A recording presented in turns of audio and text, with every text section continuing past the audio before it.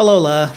Sejam bem-vindos a mais uma edição do A Bola Não Mente, o podcast sobre a NBA, ou da NBA à portuguesa, ou de basquetebol à portuguesa. Devemos atinar. Já perceberam que falta o MC, que domina aqui a coisa. O João Diniz estava farto de nos aturar e decidiu abdicar de estar presente hoje, ou então com a notícia do provável regresso do Jason Tatum esta noite, está a chorar por causa das bolinhas que o Jaylen Brown já não vai ter e que podem ter impacto na sua candidatura para o prémio da MVP. Lucas Niven, como é que estás? Estou bem. Vamos ver se conseguimos fazer isto os dois, com som, imagem, tudo, sem o pequenino João a ajudar-nos, mas vamos ver como é que corre. E tu? O facto de estarmos os dois ligados e dizer aqui no cantinho a gravar, não imaginas o quão feliz eu estou por termos conseguido esta proeza. Agora, vamos ver se conseguimos levar o barco até ao fim. Olha, temos muito para conversar, mas sobretudo fazer aqui uma ronda pela atualidade, algumas notícias que têm marcado os últimos dias, e depois queria trazer também aqui para a discussão uma coisa que disseste na edição de início de semana com o João, Olá. que acho que devemos explorar um bocadinho mais.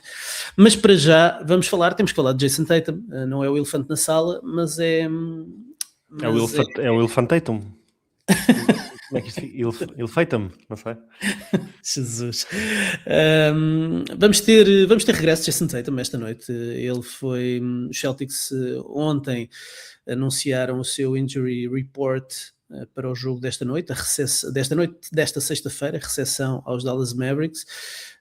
É a última recepção antes de uma road trip que vão fazer e, portanto, mudaram o estado de Jason Tatum para questionável, o que acontece pela primeira vez este ano. Não está doubtful, não está duvidoso, não está out, está questionável. E tendo em conta que vem uma road trip e o regresso do Tatum a acontecer, terá que ser num jogo em casa, por todos os motivos e mais alguns, não temos dúvidas nenhumas que vai mesmo jogar esta noite, porque senão não fazia sentido estarem a mudar o estado para questionável, não jogar e depois andarem durante o road trip a levar com a imprensa sobre o Tatum. E portanto vamos ter regresso de Jason Tatum esta noite. Parece-me que sim. Menos de 10 meses depois de ter sofrido a ruptura no tendão daqueles. É verdade. Por acaso o Tom Haberstroh fez uma peça boa sobre explorar a duração das lesões de Aquiles. Não é uma recuperação assim tão rápida quanto se pensa, porque houve gente que voltou mais depressa. Ainda assim é mais rápido do que a média, ou que a maioria das... E parvo, Wesley Matthews foi menos de 8 meses, meu. Foi mesmo. Foi impressionante. E ele já tinha... Eu não me lembrava disso, Pois foi. Lembrava-me dele ter tido, não me lembrava do Foi aquela em Portland, não foi? Exatamente. E pronto, vai voltar, é mais rápido do que o costume, acima de tudo aquilo que, mais do que o tempo que ele está a demorar a voltar, até fica a dúvida se ele já não podia ter voltado mais cedo, porque tem sido um segredo mais ou menos que tem sido desvendado que ele ia sim jogar este ano. Foi a rapidez com que ele foi queimando as proverbiais etapas a caminho da recuperação. Foi operado logo no dia a seguir, porque lesionou-se em Nova Iorque, e o médico estava em Nova Iorque, portanto operou naquela noite ou na noite seguinte, foi uma coisa muito rápida, e os checkpoints que tem tido que ultrapassar têm sido batidos com distinção, pelo menos é isso que temos ouvido. E exploraste bem, deixou-no questionável, que em língua de Injury Report da NBA significa que há uma hipótese 50-50 de jogar, mas com a road trip que aí vem e com este jogo em casa e mudarem à beira de um jogo em casa, parece haver poucas dúvidas que se vai estrear.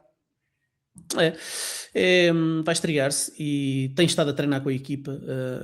Os Celtics são das organizações que melhor consegue gerir este tipo de informação. Não há muita coisa a sair cá para fora, a não ser se calhar pela malta como o Bill Simmons, que deve ter excelentes fontes lá dentro. Não é propriamente um repórter ou um beat writer que esteja a acompanhar a equipa todos os dias, nem um jornalista de âmbito nacional com boas fontes, como o Jay King, que vive também muito ali a área de Boston. E às vezes é por conhecimentos, enfim, provavelmente conhecimentos que ele tem dentro da administração ou qualquer coisa. Não é? Bill Simmons desde sempre disse que ele ia jogar. Pois, e já há algum tempo que dizia que apontava para esta data. E os Celtics ainda assim têm conseguido manter muito bem isto escondido da organização. Começámos a perceber os sinais com o lançamento daquele mini documentário do seu regresso e com a mudança deste jogo que não estava para ser transmitido a nível nacional para a transmissão a nível nacional. Portanto, havia aqui alguns sinais que davam a entender que isso podia acontecer.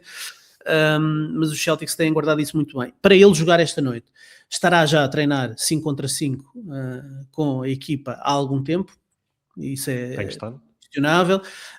Ainda assim, vai haver aqui gestão de minutos, certamente. Estás à espera que ele saia do banco e jogue menos de 20 minutos nos primeiros tempos? Sim, até 20, eu diria. Acho que entre 20 e 24, acho que, porque se está bem, também tem que ter algumas repetições, ganhar algum ritmo. Os adeptos dos Celtics e da NBA no geral, que não achem que volta aí o All-NBA Tatum com 34 minutos por jogo para já, isso porventura será o que eles esperam ter nos playoffs. Falta um mês e meio para os playoffs começarem, por isso até isso em termos de timing bate certo. Acho que vamos ter, vai ficar o ritmo de treino mesmo em 5 contra 5, o ritmo de jogo é completamente diferente, vai haver vai ficar muito durido, vai haver muita cautela da parte dos Celtics, vai jogar 2 e falhar um, ou vai jogar jogo sim, jogo não, back-to-backs nem pensar, mas acho que o Bill Simmons há uns tempos disse que esta última utilização suspeita do Baylor Shimon do aumento de minutos era a imitar já a fazer de Tatum em campo, por isso até admito que possa substituir isso exatamente, portanto ali entre 18 e 24 minutos, titular sim, mas sem grandes peças, e nem forçar da parte dos Celtics.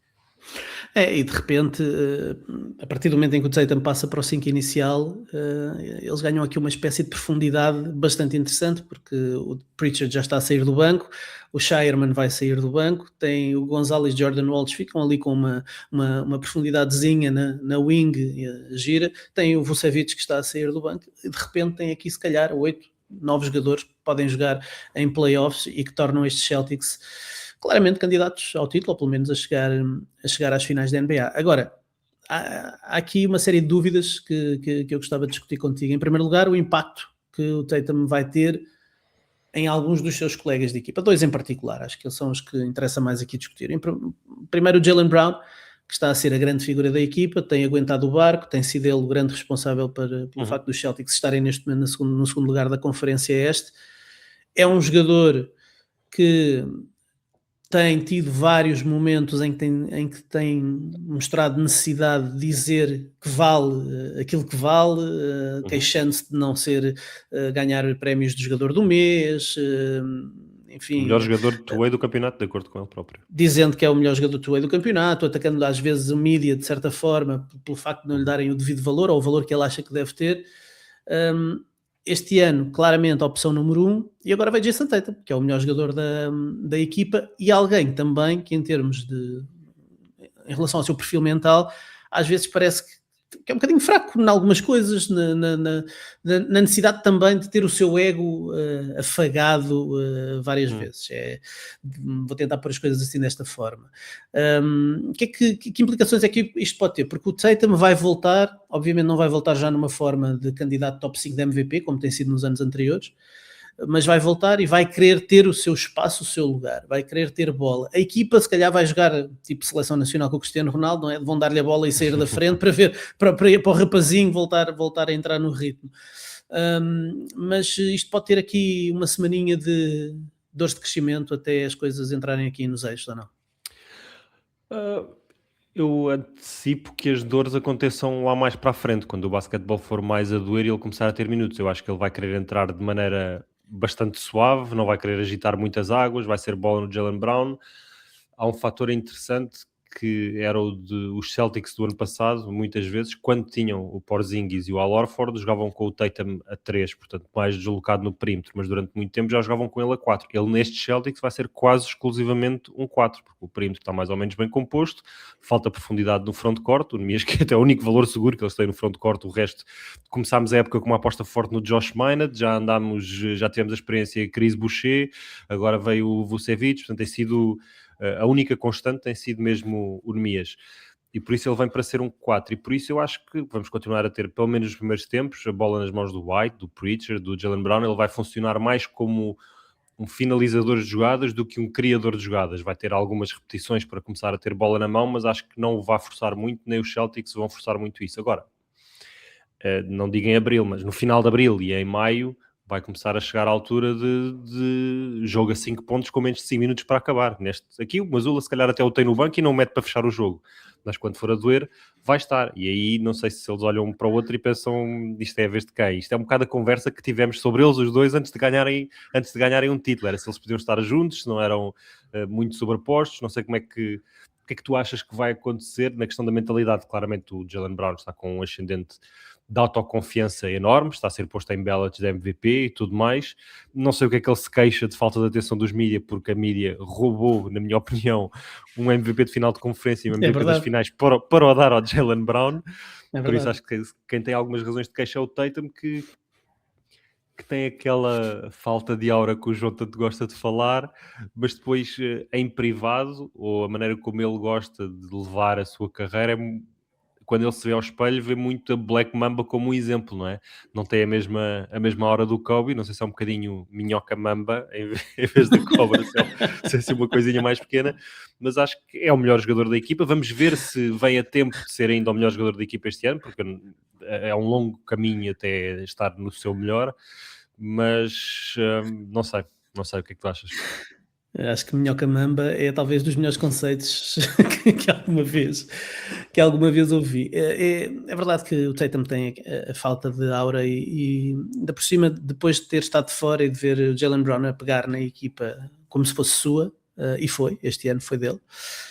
Hum, o Tatum, enfim, há de querer provar o seu valor. Não sei se isso depois vai implicar ali agarrar algumas bolas e forçar um bocadinho em alguns momentos, mas vamos ver o que é que acontece. Agora, uma coisa é certa, há um mérito e há um elogio que eu tenho que fazer ao Jason Tatum, porque não me recordo de ver muita gente no lugar dele a fazer isto, que é desde o primeiro dia, ele nunca se afastou da equipa, acompanhou a equipa sempre. Ontem eu ouvi o Derek White a dizer que estranhava, às vezes ele querer ir em alguns jogos fora em cidades que eles não gostam tanto de ir. Falou muito abertamente a dizer que há várias cidades que não dá gozo nenhum ir, não é? Não há nada para Uhum. fazer, não, enfim, e que ele podia ficar em casa a fazer a sua reabilitação, e que fez questão de ir com a equipa. Esteve sempre com a equipa, apesar de ele não ser um líder muito vocal, aparentemente, não é? Uhum. Mas é alguém que está sempre com a equipa, e eu acho que isso é um mérito que ele tem. Esteve em todos os jogos, esteve em todos os treinos, todas as sessões de vídeo, esteve sempre lá. Eu acho que isso deve ser bastante elogiado. Sim, não nos faltam, como prova visual, não nos faltam jogadas boas do Nemias seguidas de desconto de tempo para o treinador adversário. O Tem também é dos primeiros a levantar-se e a dar lá o próprio ao Nemias. Portanto, a aura e o feeling, aquela liderança mais, lá está, à Jordan e à Kobe, que estamos mais habituados a ver ao crescer, não a notamos tanto através da televisão, mas não há prova nenhuma em contrário dele ser um profissional do caraças. Portanto, que tudo corra pelo melhor acima de tudo e que ele chegue ao final do ano inteiro. Falaste, e acho que é a ponto ideal, falaste da reação do Tatum à boa época do Nemias, aos vários momentos em que o Nemias tem tido este ano, de fulgor, de impacto positivo na equipa, e o Tatum como um dos mais, enfim, mais entusiastas no banco, a apoiar o posto português. Mas este regresso do Tatum, ou esta inserção do Tatum agora aqui na rotação, também há de ter algum impacto no Nemias. Tu há pouco dizias que o Tatum vai jogar sobretudo a 4, e isso é interessante de acompanhar, por exemplo, porque ele jogando quase exclusivamente a 4 também vai defender sobretudo jogadores mais pesados, e vamos Uhum. ver que impacto é que isso terá do ponto de vista físico. E vimos também ao longo desta época muitas vezes o Nemias a ser colocado como roamer, e é o Jaylen Brown que defende o jogador mais pesado, e se calhar agora vão pedir ao Jason Tatum aqui e ali, não sei se vão pedir nesta situação para ter esse papel, mas em termos de bola e em termos de ligação com o Nemias, o que é que o Nemias ganha e o que é que o Nemias perde com o regresso do Tatum? Ah, no ataque é difícil dizer, porque o Tatum barra os Celtics são uma equipa que aposta muito em isolamento, portanto não vem aí um ball handler que vai dar imensas coisas ao Nemias. E no ataque ganha essencialmente um jogador que, quando não tiver a bola, vai capturar muitas atenções da defesa, portanto vai ter que ter sempre um olho no Tatum, o que permite em sets do outro lado do campo, por exemplo, o bloqueio direto que envolve o Nemias ter mais espaço.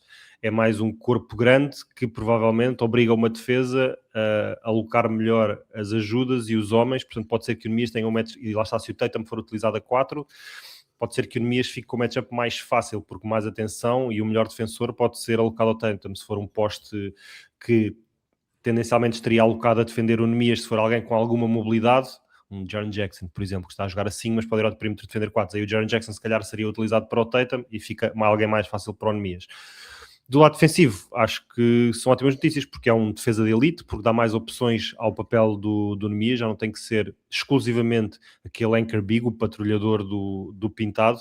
Nós vimos nas finais entre Boston e Dallas, o Tatum defendeu o Lively durante inúmeras posses de bola, ele era utilizado para marcar postos, o que pode dar esse papel de roamer. É alguém que, por exemplo, contra uns Knicks, quando estiver o Mitchell Robinson e o Cat ao mesmo tempo, o Nemias pode perfeitamente estar a ignorar, a fingir que acompanha o Mitchell Robinson, atento só ao ressalto.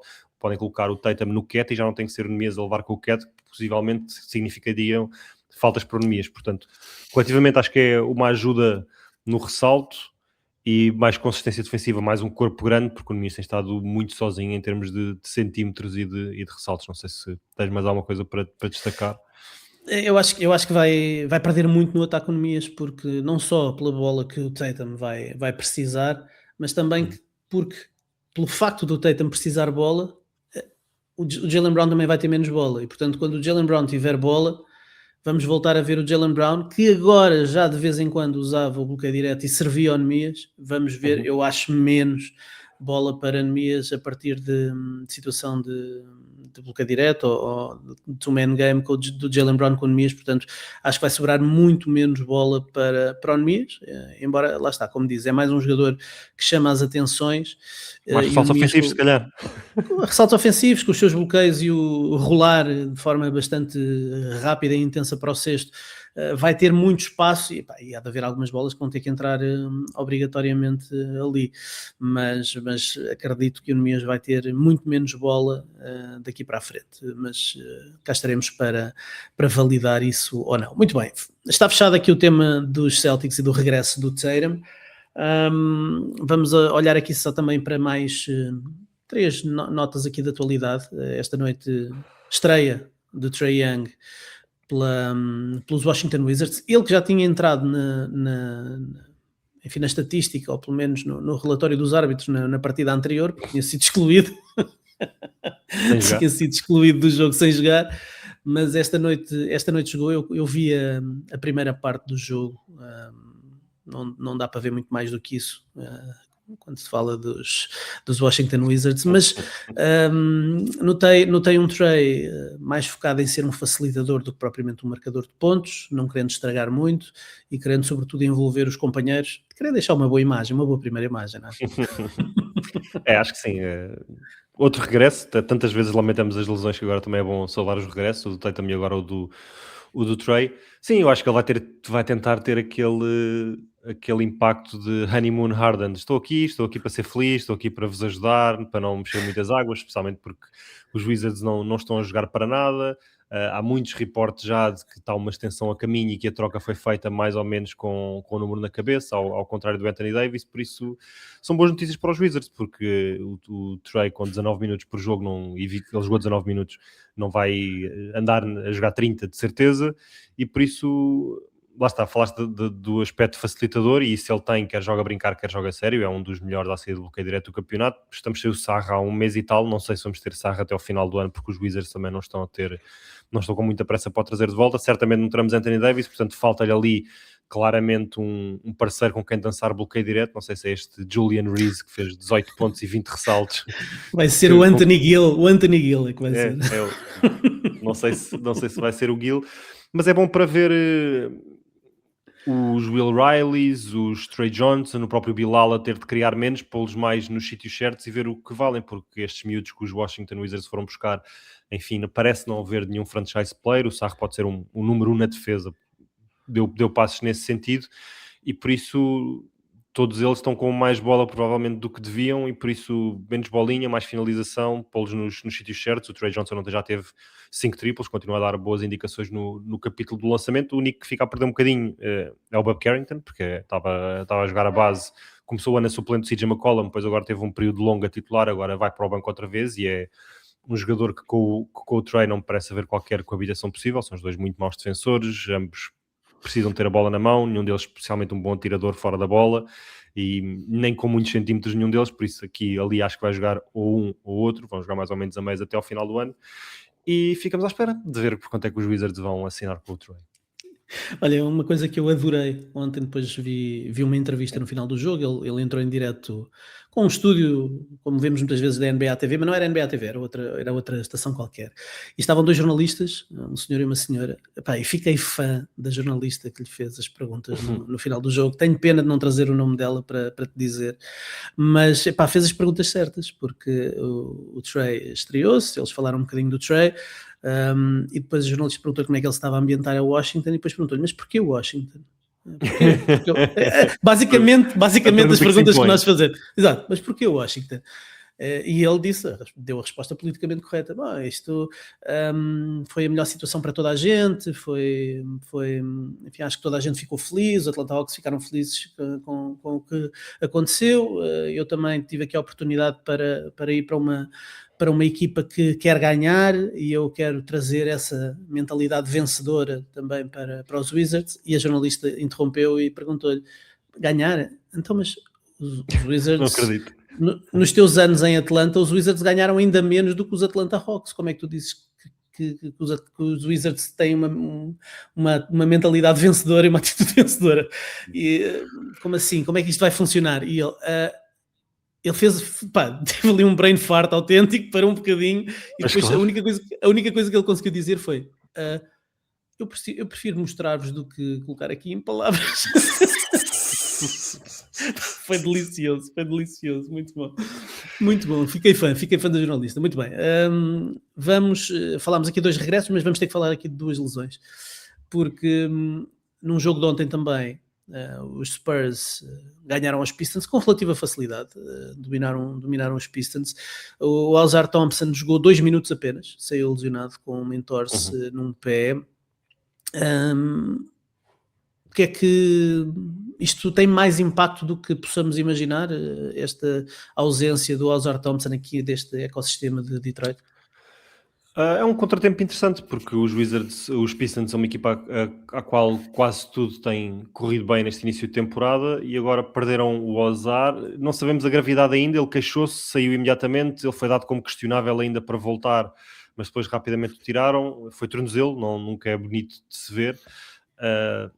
Tem 4 jogos e meio de avanço sobre os Celtics, não parece que vão perder essa vantagem até ao final do campeonato, portanto, se o tivermos para os playoffs, não é uma grande notícia, acho eu, mas também perder o Ron Holland, que levou com um dedo no olho do Embiid, acho eu, teve que sair, também não se espera que perca muito tempo, mas é uma oportunidade aqui para vermos se calhar os Pistons a procurarem outras soluções, porque já falámos aqui muito da capacidade de criação da equipa fora o Cade, o que é que podem fazer em termos de espaçamento, e muitas vezes nestas baixas são forçadas soluções a ser procuradas, e não sei se tens noção, mas a seguir ao Cade, o segundo homem mais utilizado dos Pistons este ano, em total de minutos, é o Duncan Robinson. Para se perceber a importância de ter alguém que saiba atirar naquela equipa. Aliás, e ontem houve alguns minutos com Duncan Robinson e Kevin Huerter em simultâneo. Porque, de facto, eles precisam de lançamento. Vem o Kevin Huerter, vamos ver se temos um mini regresso do Dennis Jenkins, que era um two-way que aproveitou muito bem a oportunidade na primeira metade do campeonato, depois tem vindo a perder espaço, já perderam o Ivy, agora é colega do Trae Young que falámos agora, por isso curioso para ver o que é que os Pistons conseguem encontrar, porque lá está, o Ausar é um defensor fantástico, é muito importante, mas nós vimos como é que os Spurs, por exemplo, o defenderam no outro dia, em que foi o Wembanyama a fingir que o marcava, e isto é uma coisa que os Knicks não vão hesitar em fazer, o Mazzulla não vai hesitar em fazer, por isso uma boa oportunidade agora para os Pistons na ausência dele.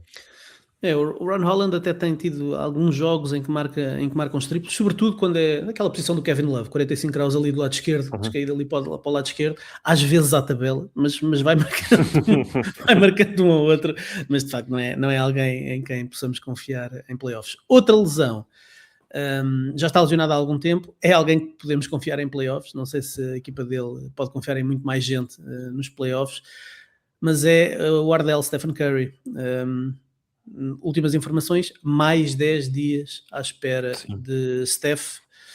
Isto é só conversa? É gestão física para ele vir com perninhas frescas para os playoffs? Ou... Achas? Por isso é que eu Não, trouxe. acho que não, acho que não. O Steph Curry não joga desde 30 de janeiro e não sabemos o que é que ele tem. Exatamente, sabemos que é no joelho, não sabemos o que é que ele tem. São mais 10 dias para ganhar condicionamento. Estamos agora no quarto ou no quinto dia de mais 10. Portanto, acho que a notícia foi no dia 2, portanto, até meio de março sabemos que está de fora. Desde que ele está de fora, os Warriors estão 5-7.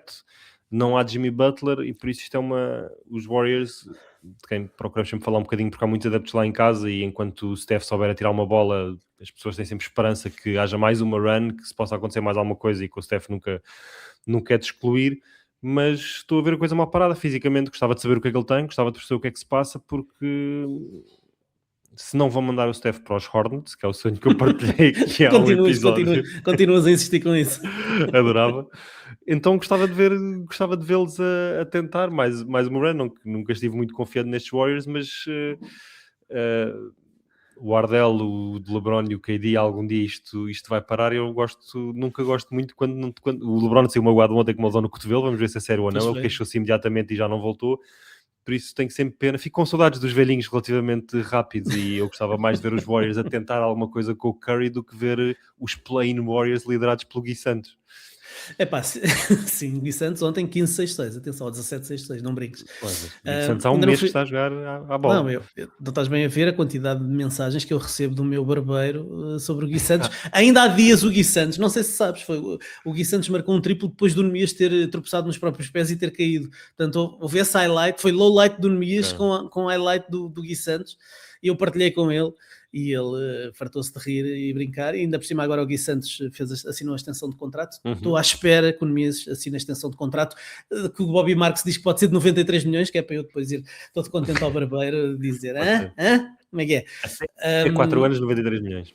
4 anos, 93 milhões é o que fala o Bobby Marks. Enfim, o Brad Stevens vai cozinhar qualquer coisa de certeza mais team-friendly para os Celtics, mas eu não estava à espera disso e ouvi-te a falar disso na edição passada com o João e pá, eu estava só a apontar ali para os 10 milhões, tipo Cornet, já achava mid-level, mas é muito para o nosso portuguesinho, não pode ser, e de repente temos aqui o Bobby Marks de peito feito a falar de um valor anual acima de 23 milhões de dólares para o Nemias como uma possibilidade.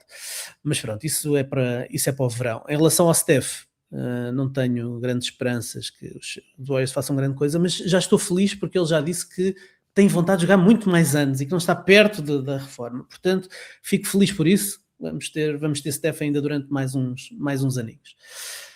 Muito bem, a ronda de atualidade está feita. Agora, antes de olharmos para as odds que não mentem, eu não podia deixar passar uma coisa que tu comentaste com o João Diniz no início da semana e que eu queria desenvolver, porque a certa altura vocês falaram de treinadores e tu disseste que nesta altura, se tivesses uma organização e pudesses escolher um treinador, escolherias entre Joe Mazzulla e Mark Daigneault, portanto os treinadores dos Celtics e dos Oklahoma City Thunder, e já não escolherias Eric Spoelstra. E foi essa expressão que me fez querer trazer aqui essa conversa. Eric Spoelstra perdeu a aura de melhor treinador da NBA? Acho que perdeu.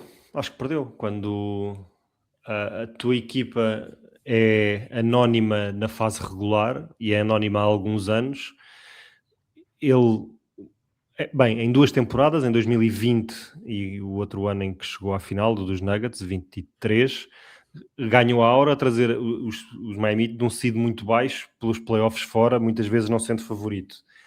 E se calhar, se eu der a devida importância ao basquetebol de playoffs, se calhar, no caso Dagnall e do Mazzulla são ambos campeões, portanto não me sinto assim tão mal, mas é difícil deixá-lo cair muito mais do que isso. Mas a verdade é que o ano passado foi varrido por uns Cavs que se vieram a revelar com algumas dificuldades, foram literalmente varridos, e os Miami Heat, não tendo um talento de topo no ataque, tem o Bam na defesa, parece-me que andam aqui a fazer um trabalhinho muito de meio da tabela, não sei o que é que se passa, confesso. Mas trabalho de treinador, não achas que tem havido também aqui alguma falta de compromisso do front office? São vários anos em que eles não fazem absolutamente nada, não é?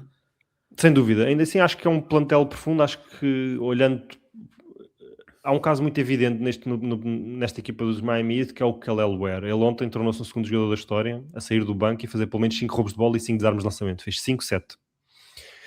E os números indicam que a convivência do Bam e do Kelly Ware é brutal, muito, muito boa. E, contudo, ele insiste em mantê-los, muitas vezes estão separados quanto devia ou não tem alimentado essa convivência tanto quanto se pode. De certeza que ele há de ter razões melhores do que as minhas para utilizar. Há um processo de aprendizagem com o Kelly Ware, claramente. E há ali, parece-me, não sei se é castigo, mas já há várias declarações públicas do Erik Spoelstra a chamar a atenção do Kelly Ware, que ele tem que ser quase mais profissional se ele quer ganhar um espaço nos Miami Heat, não é? Sim, parece que estão a utilizar o miúdo como exemplo da tal hit culture, que tem de comer ainda aos feijõezinhos antes de ganhar algum estatuto, e não tem libertado a trela toda.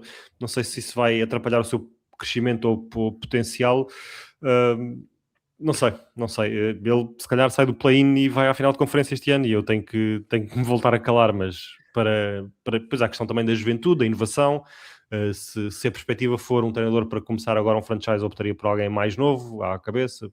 Bem, também influencia. Um bocadinho Não te sinto convencido. Sinto que te ofendi. Não, sabes que isto depois é a parte de formação em jornalismo que vem ao de cima, e começam-me a surgir perguntas à medida que vais falando. A Heat Culture ganhou um bocadinho aqui, é um bocadinho alvo de chacota hoje em dia na NBA, não é? Esta ideia da Heat Culture, que toda a gente vai para ali, o Ja Morant vai para ali e de repente reabilita-se e ganha uma auréola e passa a ser o melhor jogador da NBA. Mas se calhar o contexto que está ali também não ajuda o Erik Spoelstra. O Erik Spoelstra precisa de uma mudança de cenário, que é uma expressão que nós ouvimos muitas vezes no desporto. Enfim, ele obviamente vai querer ficar ali, eu acho que ele vai ser Miami Heat for life, mas gostavas de ver o Erik Spoelstra noutro sítio? Gostava. Gosto sempre de poder ver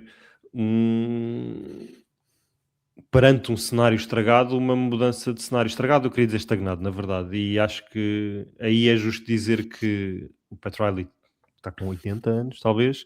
Vemos de facto um front office altamente dinâmico a falhar inúmeras vezes. A próxima estrela disto estamos a falar desde o Bradley Beal em Washington, desde o Drew Holiday quando saiu, Damian Lillard, muitos alvos a serem cogitados para os Miami, nunca aconteceu, estão reduzidos, entre aspas, ao Bam. A verdade é que não têm talento para muito mais, e nesse sentido gostava de ver o Spoelstra com algo mais dinâmico à volta e com mais talento, porque é um dos melhores e queremos sempre ver os melhores a competir contra os outros melhores. Quando tu disseste que hoje em dia preferias Joe Mazzulla ou Mark Daigneault, eu fui começar a pensar se eu também preferiria ou não, e a analisar os dois treinadores, mas sobretudo o Mazzulla. Eu gosto mais do Mazzulla do que propriamente do Mark Daigneault. Provavelmente haverá aqui alguma questão emocional pelo facto de ver muito mais jogos dos Celtics do que dos Thunder, mas também acho que os Thunder têm o MVP e tem aquela quantidade de talento toda, e o Mazzulla, com trabalho de treinador, consegue com ovos piores fazer uma omelete um bocadinho mais saborosa. E o Daigneault entregou jogos a Denver e a Indiana nas finais. É verdade, geriu mal finais de jogo, que é uma coisa muito importante ao mais alto nível.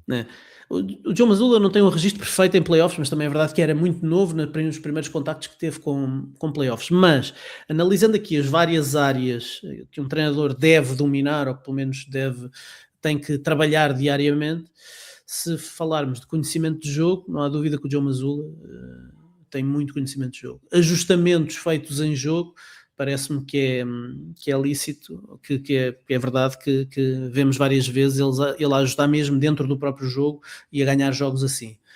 Gestão de pessoas e de egos, acho que não há dúvidas nenhumas. Acho que ele não teve ainda uma super estrela que o desafiasse, não é? Tem aqui 2 estrelas que amocham um bocadinho, não é? Que baixam um bocadinho a bolinha, na verdade. E portanto, acho que isso facilita e sobretudo tem tido muitos jogadores que precisam de se provar o seu papel na NBA e isso eu acho que ele é um treinador perfeito. Desenvolvimento de jogadores, enfim, muito bom. Cultura de equipa não podia ser melhor, não é? Alguém que é o primeiro a chegar, que tem aquela postura de querer ganhar não é cada posse de bola, é cada segundo, é cada momento do jogo, antes do jogo. Quer dizer, o Hugo Gonzalez, eles ganharem em Milwaukee num dia do regresso do Giannis, quando não tinham nem Jaylen Brown nem Nemias, e o Hugo Gonzalez termina o jogo, que é rookie, e diz, não, nós aqui temos que manter o padrão sempre. Portanto, este é o nosso padrão e temos que manter este padrão. É a cultura que vem do Mazzulla, a gestão do staff parece-me... E a comunicação do jogo? Estou a deixar para o fim a comunicação. Estava a sentir. Porque é uma ponto de interrogação. Porque de resto, gestão da diversidade e pressão, não é? Ele diz que pressão é, a pequena pressão é, quer dizer, vamos todos morrer, portanto não há pressão para ele. O alinhamento na organização, acho que ele não podia estar mais alinhado com o Brad Stevens e com toda a gente na organização. Portanto, esse é um ponto muito forte do Mazzulla e do Daigneault. Está uma ponte perfeita entre o Mazzulla e o Stevens e o Daigneault e o Sam Presti. Isso não há dúvida nenhuma que faz toda a gente parecer melhor. Especialmente na gestão da equipa, do plantel, integração de jogadores, desenvolvimento de jogadores, o plano de jogo, a ideia, está ótimo. E por um lado, mesmo quando tem momentos menos positivos, os Standard tiveram aqui um bloco a meio da época menos positivo e não foi por isso que vimos ali ataques da imprensa, nem muitas questões, porque nós sabemos que o Mark Daigneault está completamente seguro ali, que o Sam Presti não tem dúvidas que aquele é o treinador que quer manter para o futuro. E do lado do Mazzulla, quer dizer, o Mazzulla nem sequer consegue ter momentos negativos nos Celtics, porque ele não deixa. Começou 0-3 e esse é o momento negativo que nós falamos dos Celtics. Começou a época 0-3. É esse o momento negativo da época dos Celtics. Porque de resto é tudo positivo. Comunicação.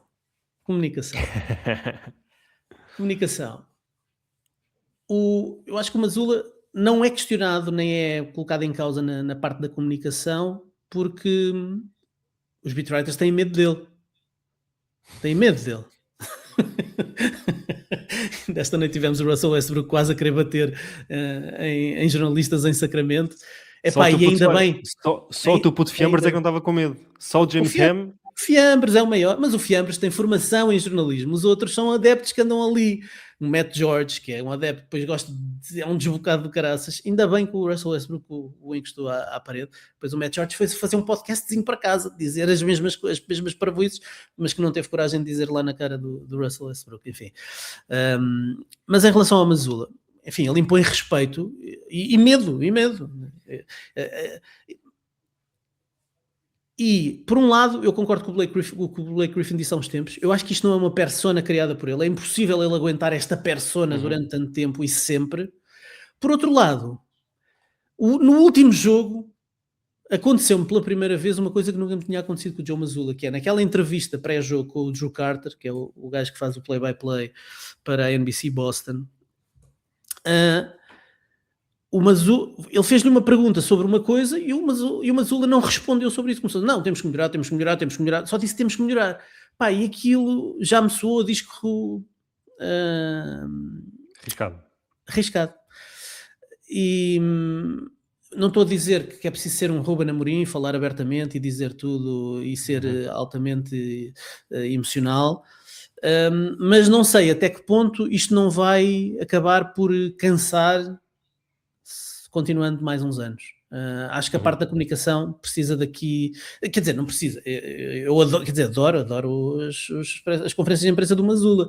E há, por um lado, aquela postura dele responsabiliza os beatwriters que têm a certeza que têm que pensar bem nas perguntas que vão fazer para não dizerem nenhuma prejuízo, senão leva. E eu adoro isso, adoro esse respeito que ele impõe nos jornalistas.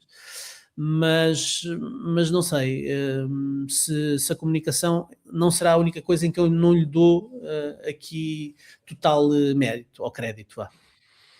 Sim, a comunicação do Mazzulla é diferente, ele tem aquelas respostas monossilábicas ou parecem quase um sketch de The Office ou de Curb Your Enthusiasm, é assim, coisas diferentes, mas Popovich era um bocado assim também, faltava o Mazzulla se calhar depois o amadurecimento, que é que quando fazem uma pergunta de basquetebol ao Mazzulla, ele de facto apaixonar-se por essa pergunta e dar boas respostas de basquetebol também, porque eu acho que ele muitas vezes usa o discurso curto quase como mecanismo de defesa para o balneário, tipo uma estratégia de blindar, que é o Tatum amanhã está questionável. Sim, eu acordo todos os dias day to day, então.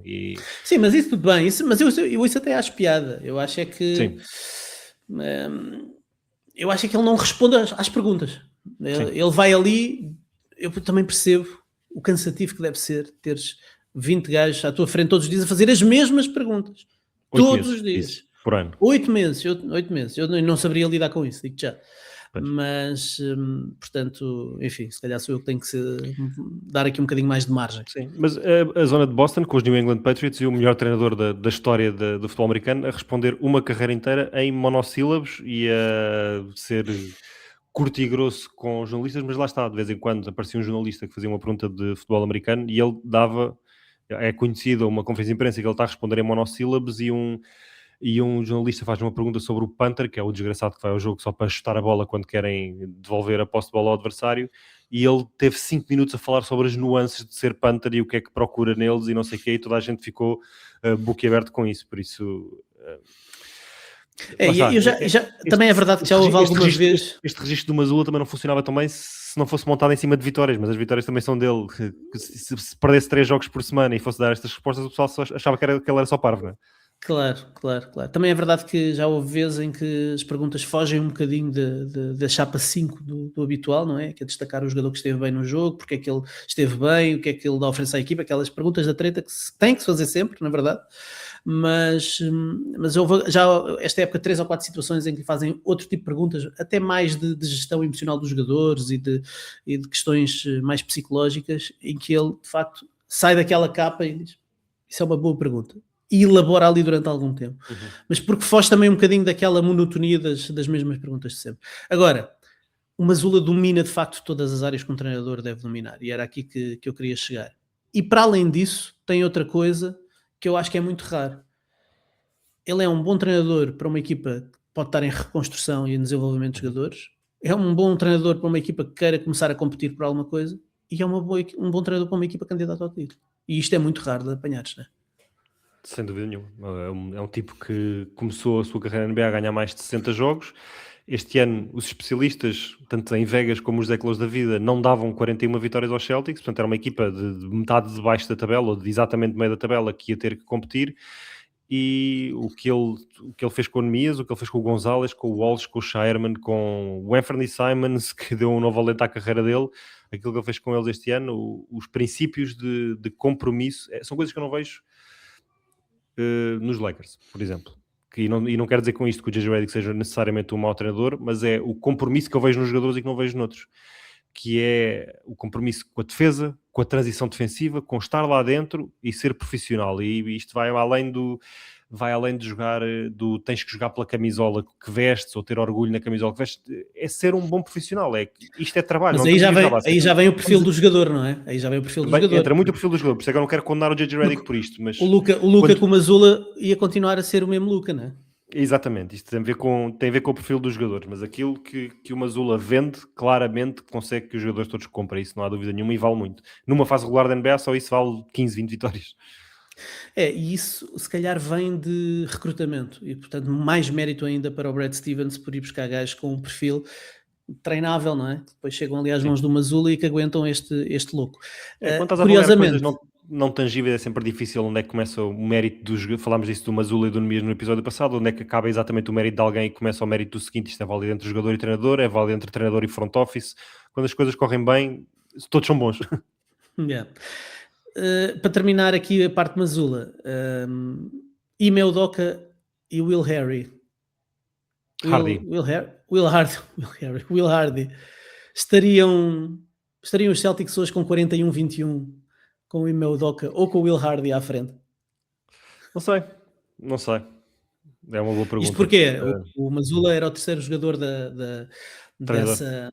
era o terceiro treinador dessa equipa técnica. O Ime Udoka foi despedido. O Will Hardy tinha saído para os Utah Jazz pouco antes do Ime Udoka ser discutido, portanto seria o sucessor natural do Ime Udoka se lá estivesse, e o Mazzulla acaba por dar aqui 2 saltos na sua evolução, e pega na equipa, parece o jogador perfeito parece o treinador perfeito para esta organização. O Udoka está a viver aqui um período negro e o Will Hardy, coitado, sem possibilidade de mostrar aquilo que vale, que nós sabemos que vale. Já agora, o quarto treinador no degrau é o Sr. Charles Lee. É verdade. O Charles Lee, e o Charles Lee que foi adjunto em Boston no título de 22, foi adjunto em Milwaukee no título de 21, é isso ou não? Capaz. É isso, não é? É isso.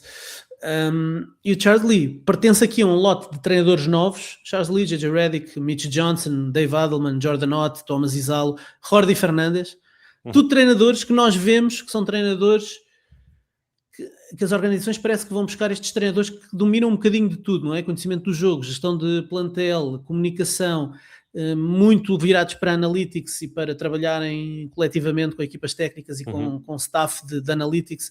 E, portanto, é uma tendência nova. Estes treinadores muito novos, muitos deles que não foram jogadores na NBA, a exceção aqui do J.J. Redick, enfim, jogadores com carreira na NBA. E depois tens a outra vaga da velha guarda, não é? Os J.B. Bickerstaff, Chris Finch, o Mike Brown, o Kenny Atkinson, o Nick Nurse, Doc Rivers, Rick Carlisle. Mas a tendência é o quê? É isto rejuvenescer cada vez mais? Sim, acho que sim. Até há alguns treinadores de velha guarda com alguma dificuldade em encontrar trabalho hoje em dia, porque parece-me, e especialmente quando as equipas não têm muito a ganhar, quando o seu projeto de plantel assenta num plano a 3, 4, 5 anos, então já não faz sentido ir buscar o Doc Rivers ou o Mike D'Antoni, que já se reformou, mas malta dessa escola mais antiga, e vamos buscar, de facto, estes treinadores de nova vaga, que crescem numa geração de analytics. Portanto, eles, quando aprenderam a ser treinadores já desde o início, começaram a aprender a olhar para folhas de Excel e para lineups que funcionam melhor, porque é que uma equipa é melhor com um jogador, porque é que não é melhor ser outro jogador, já não se treina tanto por feeling. Se calhar perdemos alguma originalidade em conceitos táticos, ou não, talvez no ataque se perca um bocado, mas na defesa acho que estão mais sofisticadas do que nunca, e também por causa desta nova escola de treinadores. Mas sim, eu no tier a seguir separei aqui alguns treinadores por tiers, e a seguir ao Dagnall e ao Mazzulla tenho aqui um quarteto de velha escola que tem que ser considerado: o Spoelstra, o Carlisle, o Steve Kerr, e coloco aqui o Chris Finch, porque é um trabalho de continuidade numa conferência dificílima que acho que já tem dado algumas provas. E depois a seguir estava a ver, e tenho o Jordi Fernandes, o Charles Lee, o Will Hardy, os nomes de quem tu falaste, aqui ao pé do Tai Lu. Por isso eu acho que esta nouvelle vague, se quiser, está aí para ficar. Quem é o próximo grande treinador a conseguir, sei lá, ter um impacto como o Mazzulla? Eu gosto muito do Jordi Fernandes, por exemplo. Acho que é um treinador. Cultura, treino, gestão de plantel, comunicação, tem tudo, acho que tem tudo. Eu também acho. Eu não hesito muito, não desgosto nada do nome. Aliás, fartámos de elogiar com o que ele fez em Brooklyn no ano passado. Este ano, com 5 rookies, está ainda mais disfuncional, e não temos falado tanto, porque lá está, quando as vitórias não aparecem. Os Nets no ano passado até lhes roubarem o Schroeder e o Finney-Smith, e eles estavam quase 50% quando diziam que iam ganhar tipo 20 jogos. Fica curioso, temos de perceber o que é do Dillon, o que é do Jordan Ott, aquilo que ele fez este ano em Phoenix, porque aquela equipa, um bocadinho à semelhança de Boston, entrou com a expectativa de competir em todos os jogos, e diziam que a época ia ser um descalabro, e estava a lutar pelo top 6 no Oeste até ficar sem Booker e sem Dillon Brooks. Isso tem que ser sublinhado, e vamos ver o que é que ele tem para o futuro. O Jordan Ott tem que nos dar mais tempo. Nós já conhecemos o Jordi Fernandes de outras viagens, seleção de Canadá e adjunto do Mike Brown em Sacramento, portanto já o conhecemos de outros sítios. O Jordan Ott é mais desconhecido, apareceu aqui vindo do nada, entre aspas, e portanto precisamos de mais algum tempo. Muito bem, vamos lançar aqui os nossos amigos da Betano com o segmento As Odds Não Mentem. Não temos jingle e, portanto, está lançado. Este podcast tem o apoio da Betano.pt, escolha do consumidor e marca 5 estrelas em apostas desportivas. Esta semana, NBA, o que é que nós temos aqui da NBA? Temos, para logo à noite, deixa lá ver como é que está o Jason Tatum. O Jason Tatum dá aos Celtics 1.09, portanto uma odd baixíssima. Os Celtics favoritíssimos na recepção aos Dallas Mavericks, ainda por cima o Cooper Flag à partida não deve jogar. Mavericks 5.50 e vem de back-to-back, é a segunda noite de back-to-back. Atenção, Charlotte Hornets, Miami Heat, favoritíssimos os Hornets esta noite, 1.29 para 3.15 dos Miami Heat. E os Houston Rockets recebem os Portland Trail Blazers e são favoritos. Jogaram na noite passada, a coisa não correu bem com os Warriors, perderam no prolongamento, mas hoje são favoritos para ganharem aos Portland Trail Blazers. 1.39 para Houston, 2.70 para Portland. Muito bem, não sei se há aqui mais alguma coisa. Queres odds de mais alguma coisa em particular? Olha, não sei o que é que está a acontecer no mundo do desporto hoje em dia. Vou trazer aqui MMA porque uma das perguntas que temos dos nossos patronos é relacionado com MMA. Portanto, UFC Fight Night, temos o Israel Adesanya, vai lutar com o Joe Pyfer. E atenção, Joe Pyfer é favorito, 1.80. Sério? Para 1.83 do Adesanya, é verdade. Deve ter acontecido ao nosso puto Israel, que era a única que eu conhecia dos dois. Pois, também eu. E depois vamos ter o UFC 326, também muito em breve, dia 7, é sábado. E temos aqui um combate em que entra um senhor chamado Rafael Tobias, que eu não conheço, mas é favorito, o Rafael Tobias, contra o Diar Nurgozai. O Tobias tem 1.50, o Nurgozai tem 2.35. Temos aqui, não sei se são dois lusodescendentes, mas Gregory Rodrigues contra Bruno Ferreira. E o Gregory Rodrigues 1.55, Bruno Ferreira 2.25.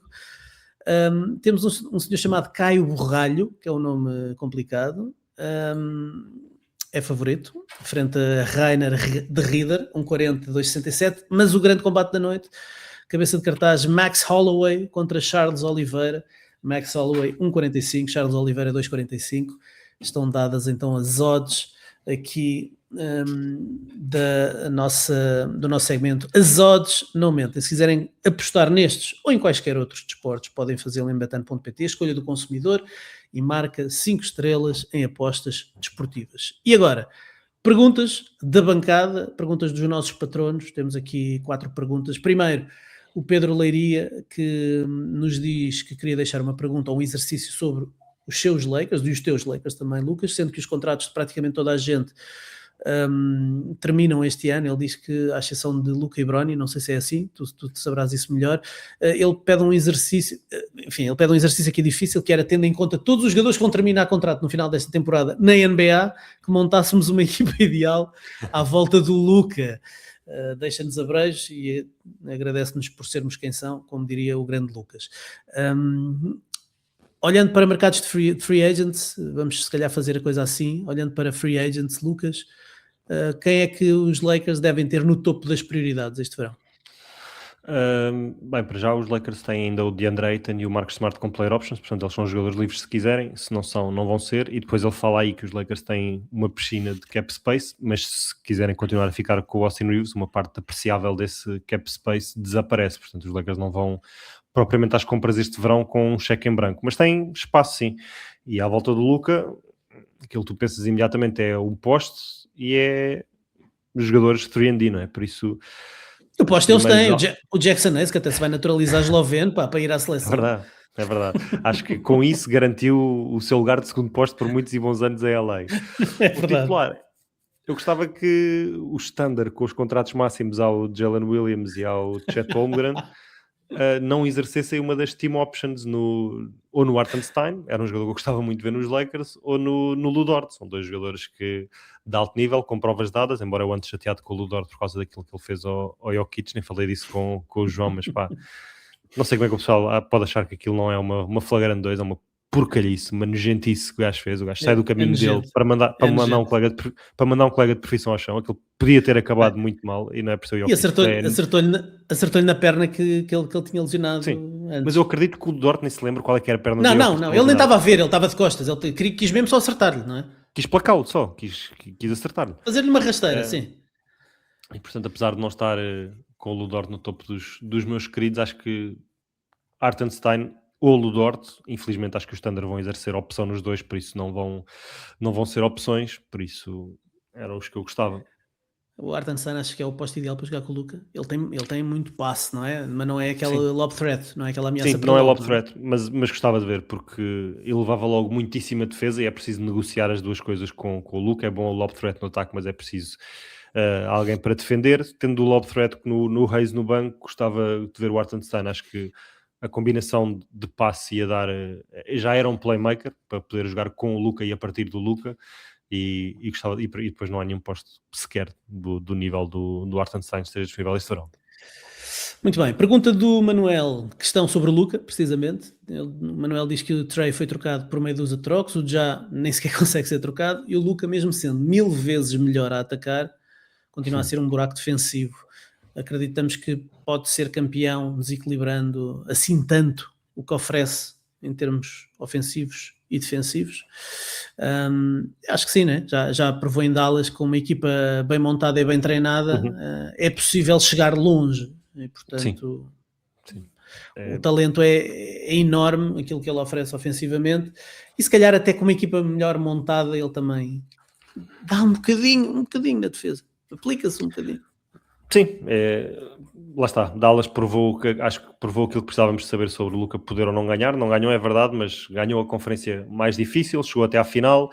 Uma equipa extremamente bem montada, o que torna a discussão, a decisão do Nick ainda mais incompreensível. É preciso gente que defenda, é preciso gente no front-court. Aqueles dois postos altitões a jogar quase 24 minutos cada um para estar um deles sempre fresco é muito bem pensado. O PJ Washington ajudava. Portanto, tem que ser uma equipa, obviamente, na linha do que Dallas fez, mas é inquestionável que um dos 5 melhores jogadores do campeonato e certamente um dos 2 ou 3 a atacar pode ser o melhor jogador de uma equipa de título.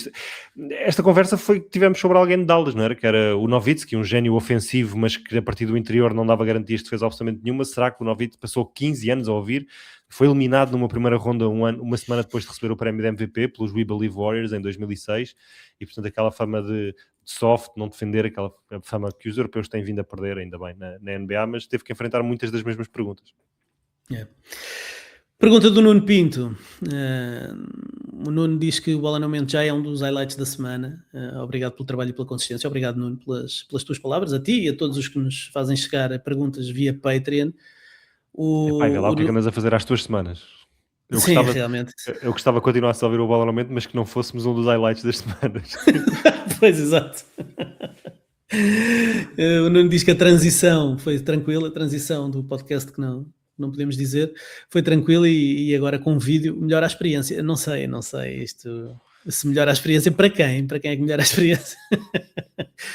Mas deixa-nos o bem-aja e deixa-nos uma pergunta também, que é a seguinte: na NBA atual não estamos a exagerar no destaque que damos à defesa, ao ponto de valorizarmos demasiado os jogadores defesa primeiro, ataque depois? Será que estamos a caminhar para uma era de jogadores robô, muito certinhos e atléticos, mas com menos criatividade?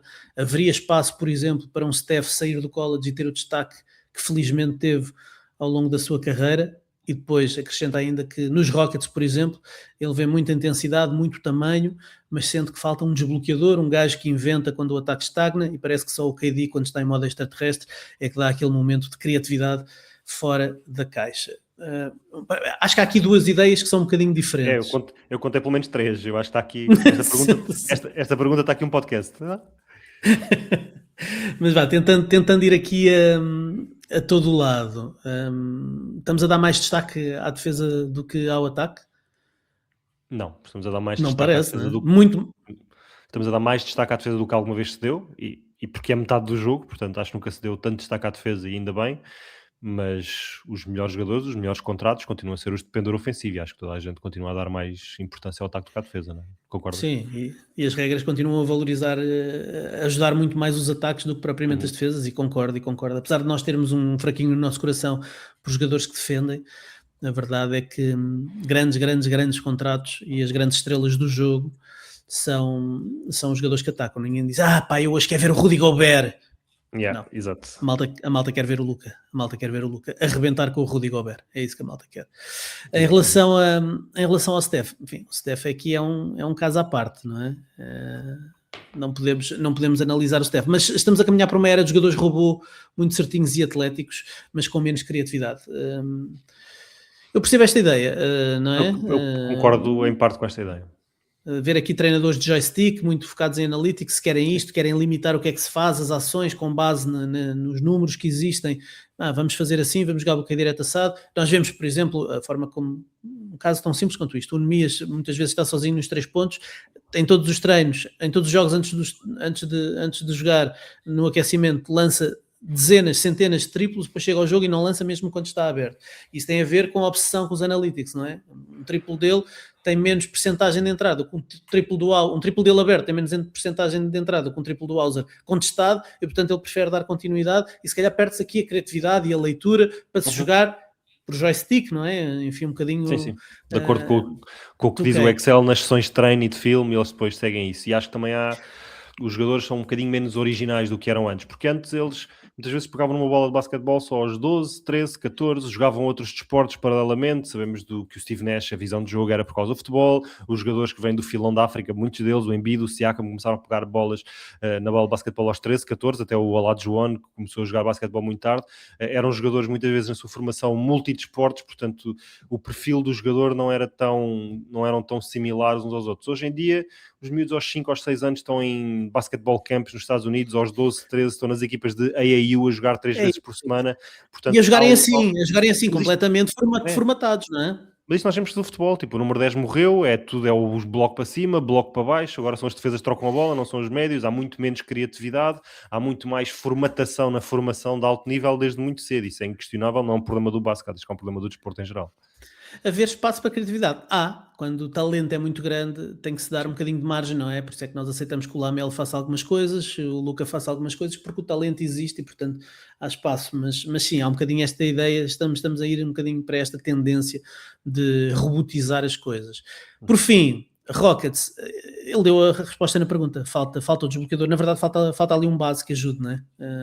O Rich Shepard pode ser esse jogador, mas como há aquela questão da defesa e o Ime Udoka ter dificuldade em dar-lhe minutos sem defender, apesar dele, esta noite fez um belo jogo, 30 pontinhos, mas se nota, este ano é a falta de Van Vliet, não é? A ausência do Van Vliet é que tira a estes Rockets a capacidade de desbloquear quando o ataque está. Sim, muito bem.